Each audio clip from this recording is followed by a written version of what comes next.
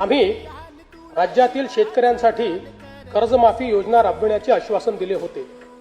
त्याकरिता समिती गठीत केली आहे। राज्यातील 30 सप्टेंबर 2025 रोजी पीक कर्ज थकीत असणाऱ्या पात्र शेतकऱ्यांना 2 लाख रुपयापर्यंत कर्जमाफी देणारी पुण्यश्लोक अहिल्यादेवी होळकर शेतकरी कर्जमाफी योजना मी आज जाहीर करीत आहे।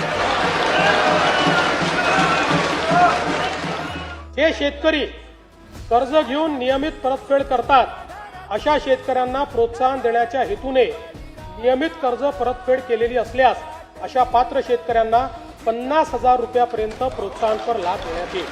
कर्जमाफी तसेच प्रोत्साहनपर लाभ देण्याबरोबर कोकणाला हे जास्त महत्त्वाचं आहे, कारण कोकणातले लोक सगळे कर्ज परत करतात। कर्जमाफी तसेच प्रोत्साहनपर लाभ देण्याबरोबरच राज्यातील बँकिंग यंत्रणा सक्षम असावी यासाठी समितीच्या शिफारसीतील निकषानुसार निर्णय घेण्यात येईल।